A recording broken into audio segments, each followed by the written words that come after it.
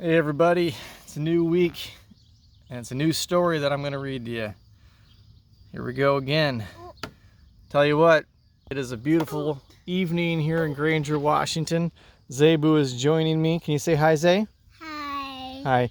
Zay is eating a popsicle and going to be the supportive listener. He just dropped his popsicle. Uh-oh. Oh, no worries. Popsicle recovered. Got dirt on it. Let me see it, bud. Let me see it. Hold on. There we go. Knocked off the dirt part. And we're good to go. Look at that. That's magic. So this week's video is called Courage in a Time of Terror. It's by Kristen Lewis, Scope of course. And I wanted to show you something. Doing old school screen capture here, literally videotaping my screen. But if you go in, I'm logged in as a student, so this is what you see. When you get into the story, there is a link up here called video. If you click that, and you click that link called video, it's going to take you to a site where there is a video that gives you background information on this story. See, there it is, beyond the story.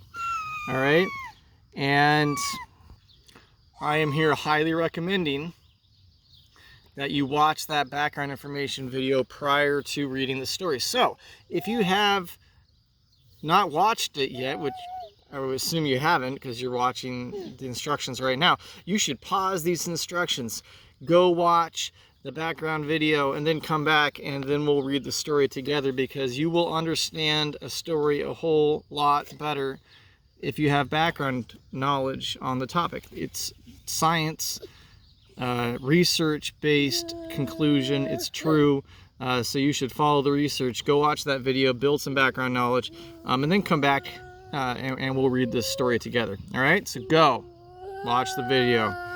All right, welcome back. All right, because you all follow directions, right? And you went and watched the video. All right, I'm gonna read it to you. Oh, another thing I wanted to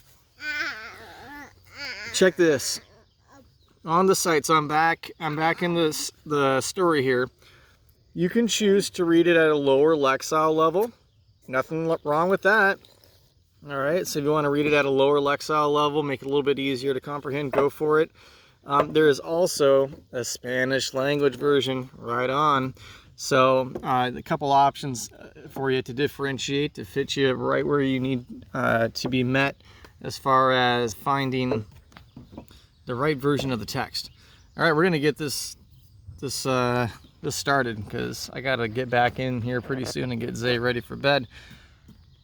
Zebu, how was that popsicle? Oh no, dude! It's just a rough day for the popsicle. Man, just dropping these left and right. Grab it. That one didn't touch the dirt. It's all right. All right, here we go. The train barreled through the bitterly cold autumn air.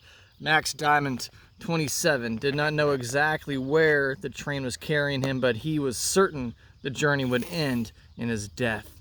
It was November 1942 in the country of Poland, and World War II was raging across Europe.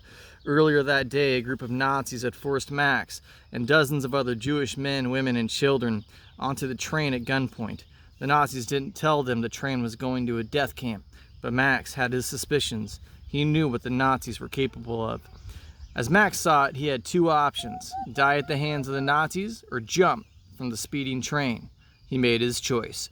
With a pair of pliers he'd hidden in his pocket, Max began feverishly cutting the barbed wire that covered one of the windows. When he had made a hole large enough, he wiggled through.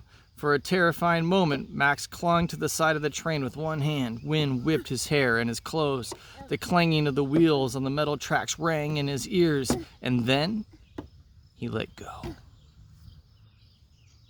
Gotta love how Scholastic always has the best hooks.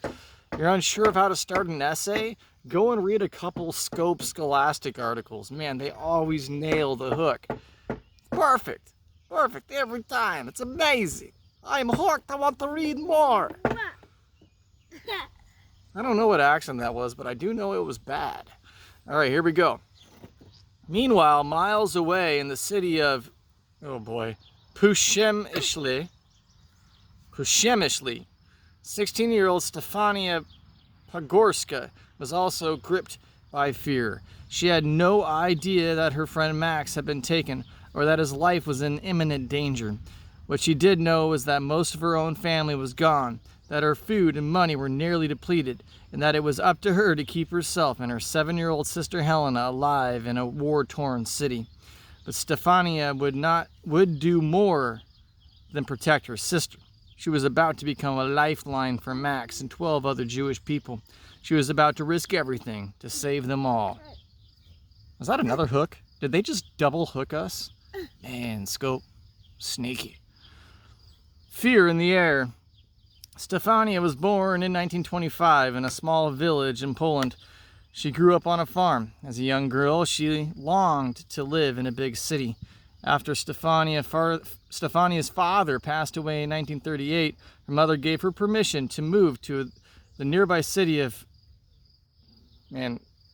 Przemyśl.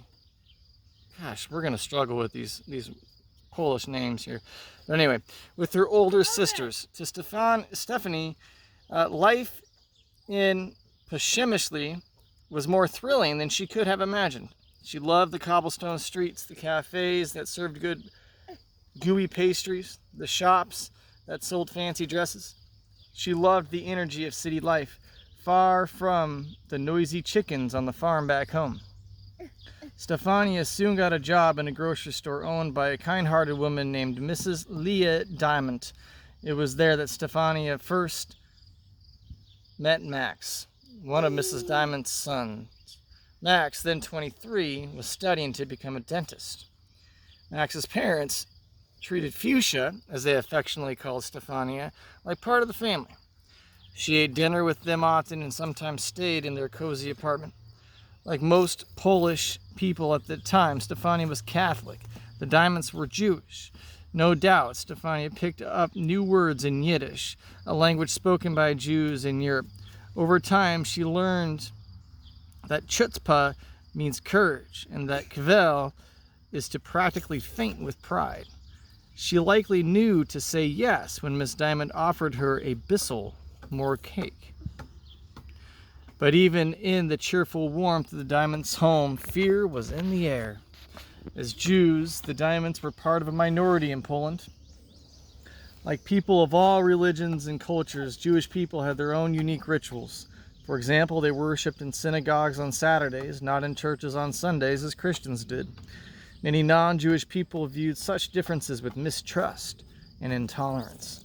For centuries, anti-Semitism, that is, prejudice against Jewish people, had smoldered in Poland and across Europe. Soon it would explode into an inferno of violence and death that nobody could have imagined. Hitler's vicious lies. Next door to Poland was the country of Germany, and every day was becoming more dangerous for Jewish people. In 1933, when Stefania was still a young girl living on the farm, Adolf Hitler became Germany's leader. At the time, Germany was still suffering from a humiliating defeat in World War I, which had ended in 1918. In the years since, the German people had endured growing poverty, unemployment, and hunger. Hitler and his Nazi party gave Germans someone to blame for these hardships, the Jewish people. In hateful speeches, Hitler called Jewish people pests and vermin and a virus, saying they were not human. His vicious lies stirred up old prejudices. Lots of words here which you might not be familiar with, and you got to be an advocate for your own learning. If you run across a word you don't know, open up a new tab and look it up. I do it all the time. And I teach ELA. I should know all this. I don't. There are way too many words out there. Be okay with looking up words you don't know as you're reading. And Google makes that super easy. Thanks, Google. By 1938, when Stefania was working for the Diamonds, life in Germany had grown unbearable for the Jewish people. Nazi laws had stripped them of their rights and dignity.